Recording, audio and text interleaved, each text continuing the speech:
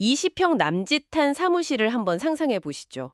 여기에 회의실은 꼭 만들어야 하는데, 이게 자칫 잘못하면요. 공간이 확 답답해질 수 있죠. 맞아요. 유리 상자 하나 들여놓는 순간 가뜩이나 좁은 사무실이 더 꽉 막혀 보이는 거죠. 기능은 챙겨야겠고, 개방감은 포기 못하겠고. 예산은 한정되어 있는데 성능은 또 좋아야 하고. 네. 바로 이 딜레마, 아마 많은 분들이 공감하실 텐데요. 오늘 저희가 이 난제를 푸는 아주 영리한 해법을 한번 깊이 파고들어 보려고 합니다. 사실 이 문제의 본질을 꿰뚫는 키워드가 하나 있습니다. 바로 적정 기술이라는 개념이거든요. 적정 기술이요? 네. 흔히들 최고 사양, 최고 스펙을 생각하지만 그게 항상 정답은 아니에요. 오히려 주어진 환경과 진짜 필요에 딱 맞는 기술을 찾는 게 훨씬 중요합니다. 아하. 오늘 살펴볼 모노슬림이라는 시스템이 바로 그 좋은 예시가 될 겁니다. 왜 이 시스템이 소형 사무실에 구원투수가 될 수 있었는지 그 디테일들을 한번 파헤쳐 보겠습니다. 좋습니다. 그럼 그깟 프레임 두께 몇 센티미터가 뭐라고 공간의 인상을 바꾸는지, 또 소음은 과연 어느 수준까지 잡아야 만족스러운 건지 지금부터 본격적으로 탐색을 시작해보죠. 우선 소형 사무실 대표님들이 겪는 그 현실적인 고민부터 좀 짚어볼까요? 네, 그게 가장 중요하죠. 회의실은 분명히 필요한데 벽을 세우기는 싫고. 그래서 이제 보통 유리 파티션을 생각하시게 되는데 막상 알아보면 프레임이 생각보다 너무 두꺼운 거예요. 맞아요. 현장에서도 그런 말이 많대요. 한 5cm 넘어가는 프레임은 우리 사무실엔 좀 과하다, 부담스럽다, 이런 이야기요. 바로 그 지점에서 심리적인 장벽이 딱 생기는 겁니다. 칸막이 하면 왠지 두껍고 답답할 거라는 그런 선입견이죠. 네네. 그런데 이 선입견이 깨지는 아주 결정적인 순간이 있습니다. 고객이 3cm짜리, 그러니까 30 곱하기 40mm의 얇은 프레임 샘플을 직접 손에 딱 쥐어보는 순간이에요.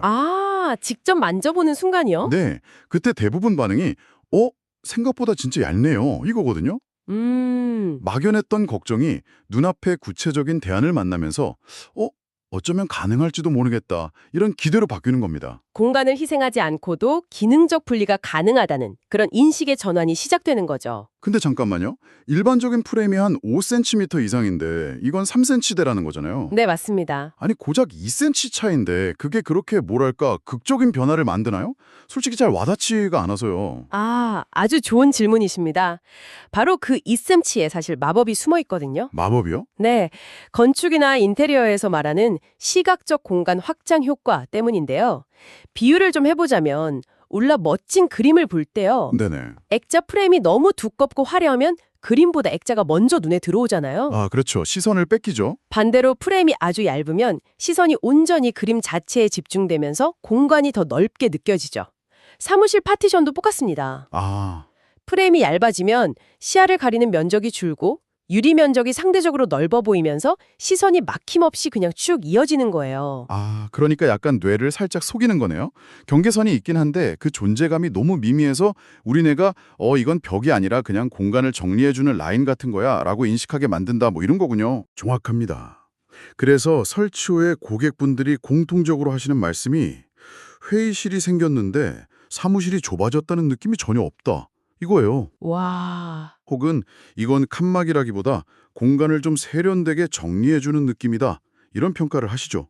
기능적으로는 완벽히 분리됐지만 심리적으로는 여전히 하나의 공간으로 느끼게 해주는 겁니다. 알겠습니다. 시각적인 효과는 이제 이해가 됐어요.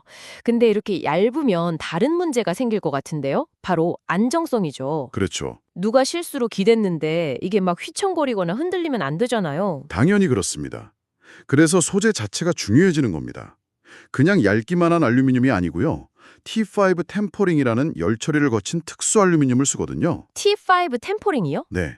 쉽게 말해서 대장장이가 쇠를 불에 달궜다가 식히면서 강도를 높이는 과정. 그걸 생각하시면 돼요. 열 처리를 통해서 금속의 분자 구조를 더 단단하게 만드는 거죠. 아하. 그래서 얇은 두께로도 충분한 강승을 확보하는 기술입니다. 고객분들이 현장에서 직접 손으로 흔들어 보고는 얇은데 생각보다 엄청 튼튼하네요? 하고 놀라세요. 구조적인 디테일도 상당히 흥미롭네요. 자, 그럼 시선을 조금 더 옮겨서 유리랑 유리가 만나는 그 부분으로 한번 가보죠. 네, 그 부분도 중요하죠. 보통 이런 데는 투명 실리콘으로 마감하는 경우가 거의 대부분 아닌가요? 저도 그게 당연하다고 생각했거든요. 맞습니다. 실리콘이 시공이 빠르고 간편해서 가장 널리 쓰이는 방식이죠.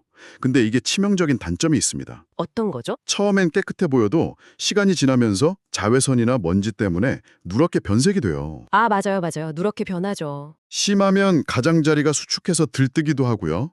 그럼 그 틈으로 먼지가 끼고 굉장히 지저분해 보입니다. 애써서 깔끔하게 만든 인테리어를 망치는 주범이 되기도 하죠. 그럼 대안으로 제시된 폴리카보네이트는 뭐가 다른 건가요? 이름이 좀 어려운데. 폴리카보네이트는 흔히 방탄유리의 소재로 쓰일 만큼 강도가 엄청난 특수 플라스틱입니다. 방탄유리요? 네, 유리보다 250배나 강하면서 투명도는 유리에 버금가죠. 이 소재를 아주 얇고 투명한 H자 형태로 만들어서 유리와 유리 사이에 딱 끼워 넣는 방식이에요. 아, 쏘는 게 아니라 끼우는 거군요. 그렇죠. 액체를 쏘는 방식이 아니라 딱 맞는 부품을 조립하는 거라 마감선이 정말 기가 막히게 깔끔하게 떨어집니다. 단기적으로는 와, 마감이 예술이다. 이런 심리적인 만족감을 주죠. 잠깐만요. 그렇게 완벽한 소재라면 왜 다들 이걸 안 쓰고 실리콘을 쓰는 거죠? 혹시 비용이 엄청 비싸다거나 아니면 시공이 훨씬 더 까다롭다거나 단점은 없나요? 핵심을 짚으셨네요. 물론 초기 자재 비용은 폴리카보네이트가 실리콘보다 조금 더 높습니다. 그럴 것 같았어요. 하지만 적정 기술의 관점은 바로 여기서 빛을 발하는 겁니다.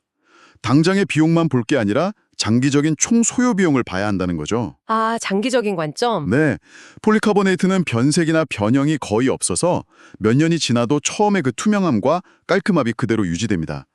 실리콘처럼 누렇게 변해서 재시공을 해야 하는 그런 유지보수 비용과 스트레스가 거의 0에 가까운 거죠. 그렇겠네요. 결국 몇 년만 내다봐도 훨씬 경제적이고 또 폐기물을 줄이니까 친환경적인 선택이 되는 겁니다. 알겠습니다. 보기에도 좋고 길게 보면 돈도 아껴주는 현명한 선택이다 이 말씀이시군요.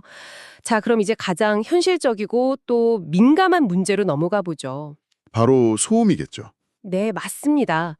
사무실이 아무리 예쁘고 개방감 있어도 회의실 안에서 하는 중요한 통화 내용이 밖으로 다 새어나간다면 아무 소용이 없으니까요. 그렇죠. 이 부분에서 현실적인 기대치를 설정하는 게 정말 중요합니다. 현실적인 기대치요? 네. 소형 사무실 대표님들께 어느 정도의 차음 성능을 원하세요? 라고 여쭤보면 대부분 녹음실처럼 완벽한 방음은 필요 없다. 그냥 옆자리에서 전화통화하는 소리나 회의 내용이 명확하게만 안 들리면 된다고 답하세요. 아, 그러니까 소음이 아예 없는 무음 상태가 아니라 업무에 방해가 안 될 정도의 소음 감소를 원하시는 거군요. 정확합니다. 그걸 이제 수치로 좀 설명을 드리자면 보통 10mm 두께의 강화유리 한 장으로 된 파티션은 한 30에서 35데시벨 정도의 소리를 줄여주는 효과가 있습니다. 30에서 35데시벨. 네, 참고로 건축법에서 권장하는 사무실 간 경계벽의 차음 기준은 45데시벨 이상이에요. 오, 잠깐만요. 그럼 법적 권장 기준보다 성능이 낮은 거잖아요. 이건 좀 문제가 있는 것 아닌가요? 바로 그 지점이 이 선택의 가장 똑똑한 부분입니다. 아, 그래요? 45데시벨은 옆 사무실의 소음이 거의 들리지 않는 상당히 높은 수준의 차음 성능입니다.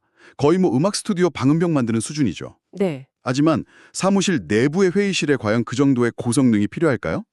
30에서 35데시벨은 비유하자면 조명의 디머 스위치 같은 거예요.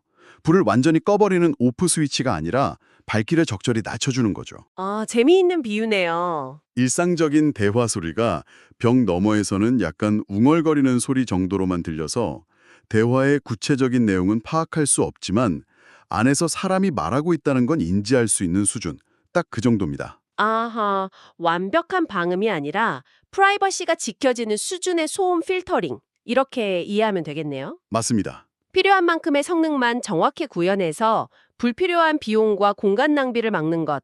이게 바로 적정 기술의 핵심이군요. 그렇습니다.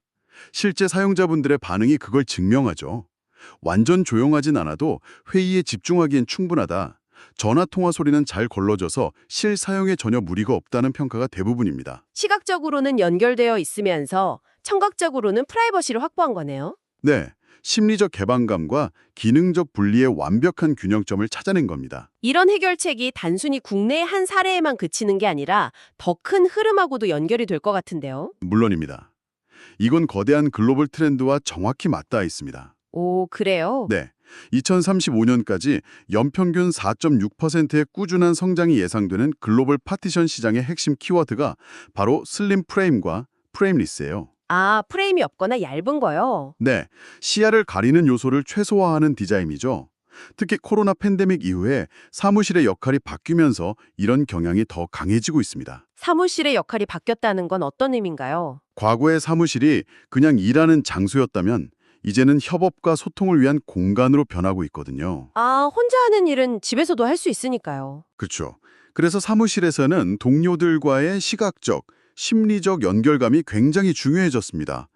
완전히 고립된 공간이 아니라 필요할 땐 집중하되 언제든 동료들과 연결되어 있다는 느낌을 주는 시각적 연결성, 이게 새로운 오피스 디자인의 화두가 된 거죠. 듣고 보니 모든 조각이 딱 맞춰지는 느낌이네요.